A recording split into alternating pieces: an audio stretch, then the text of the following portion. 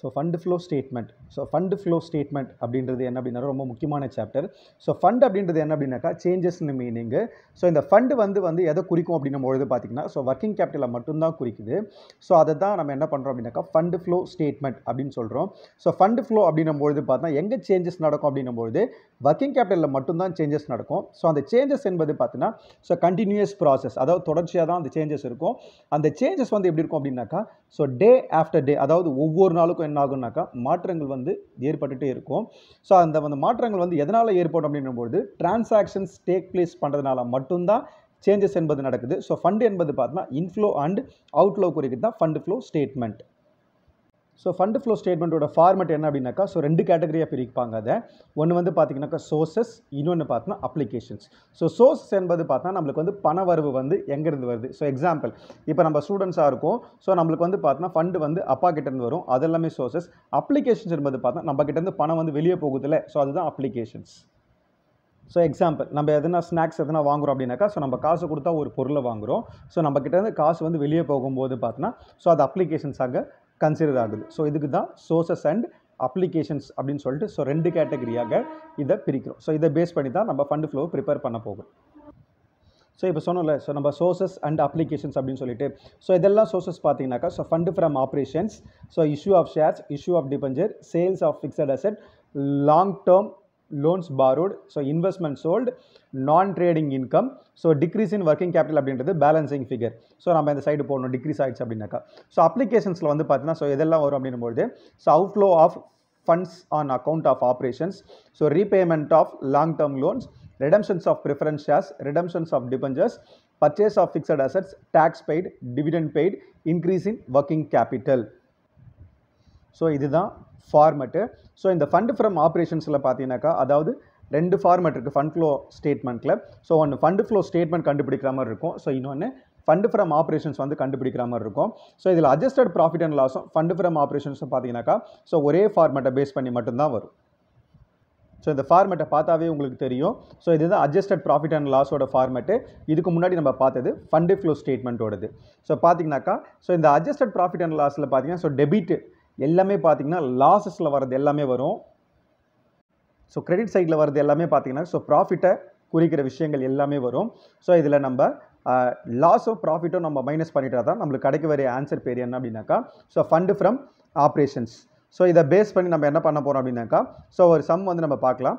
So அதுக்கு முன்னாடி பார்த்தீங்கன்னாக்கா so statement of fund from operations இருக்குல்ல, ஸோ அதாவது அட்ஜஸ்டட் ப்ராஃபிட் அண்ட் லாஸ் நம்ம பார்த்தோம். கிட்டத்தட்ட பார்த்தீங்கன்னாக்கா ஸோ 2 ஃபார்மெட்டுமே பார்த்தா ஒரே மாதிரி தான் இருக்கும். ஸோ அது நம்ம வந்து பார்த்தோன்னா ப்ராஃபிட் அண்ட் லாஸில் அதாவது டெபிட் கிரெடிட் போடுற மாதிரி இருக்கும்.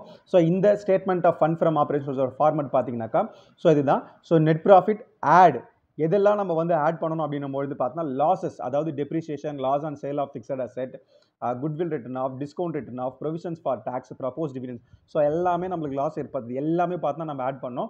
ஸோ எதை வந்து நம்ம லெஸ் பண்ணணும் அப்படின்னும்பொழுது பார்த்தீங்கன்னாக்கா ஸோ ப்ராஃபிட், அதாவது profit on sale of fixed asset, profit on sale of investment, income from investment, income tax refund,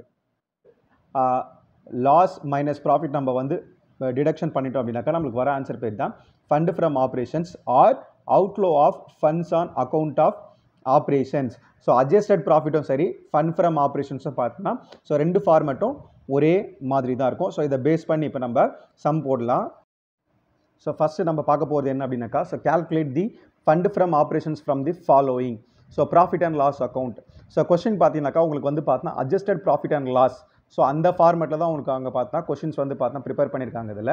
so particulars, so இதில் பார்த்தா administration expenses, selling expenses, depreciation, loss on sale of building, to goodwill written off, discount and issue of debentures, so net profit.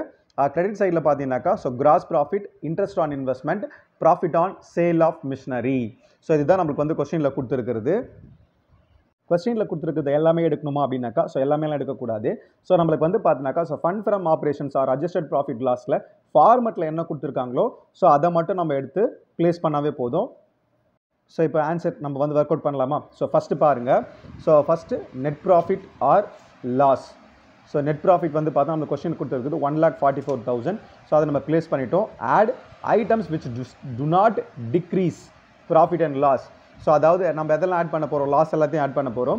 So அதில் first நம்மளுக்கு கொஸ்டினில் கொடுத்துருக்குது என்ன அப்படின்னாக்கா so டெப்ரிசியேஷன்ஸ் on building 26,000. அடுத்தது loss on sale of building, so 6000. So இது எல்லாமே loss.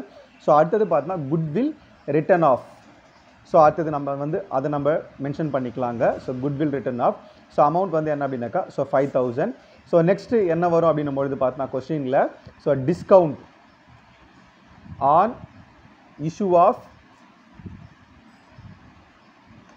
Debentures. So இதுதான் நம்மளுக்கு வந்து பார்த்தோன்னா அடுத்தது நம்ம கொடுத்துருக்கோம் அதில் ரிட்டர்ன் ஆஃப். ஸோ அதாவது discount on issue of debentures return off. So amount எவ்வளோ அப்படின்னும் பொழுது பார்த்தீங்கன்னாக்கா ஸோ 2000.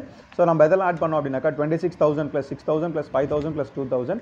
ஸோ மொத்தமாக ஆட் பண்ணால் 39,000. ஸோ இங்கே 1,83,000 எப்படி வந்துச்சு அப்படின்னாக்கா ஸோ நம்மளுக்கு நெட் ப்ராஃபிட் வந்து 1,44,000. ஸோ அதோட நம்ம வந்து அந்த 39,000 ஆட் பண்ணோம் அப்படின்னாக்கா நம்மளுக்கு 1,83,000 வந்துடும். சரிங்களா? ஸோ நெக்ஸ்ட்டு ஃபார்மெட் படி பார்த்தோன்னா ஸோ நம்ம லெஸ் வந்து எதை பண்ண போகிறோம்?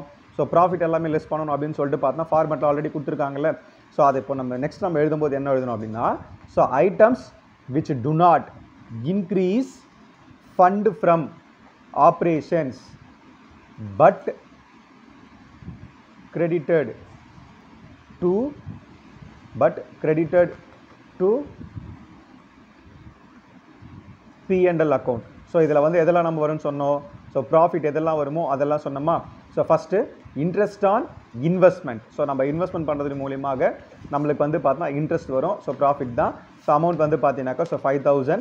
ஸோ அடுத்தது நெக்ஸ்ட்டு என்ன வரும் அப்படின்னும் பொழுது பார்த்தீங்கன்னா இதில் profit on sale of machinery. So நம்ம வந்து பார்த்தோம் ஸோ ஒரு மிஷினரி நம்ம சேல் பண்ணாலும் நம்மளுக்கு ப்ராஃபிட் கிடைக்குது. ஸோ அடுத்தது பார்த்தோன்னா 4000. ஸோ இது ரெண்டு மட்டும்தான் இந்த இடத்துல வருது. ஸோ ரெண்டுத்தையும் நம்ம ஆட் பண்ணால் நம்மளுக்கு வர ஆன்சர் வந்து பார்த்தீங்கன்னாக்கா 9000. ஸோ இதுலேருந்து நம்ம 1,83,000 9,000 நம்ம லெஸ் பண்ணிட்டோம் அப்படின்னாக்கா ஸோ நம்மளுக்கான ஃபண்டு ஃப்ரம் ஆப்ரேஷன்ஸ் அமௌண்ட் வந்து பார்த்தோன்னா ஸோ நம்மளுக்கு வந்து கிடைக்கும்.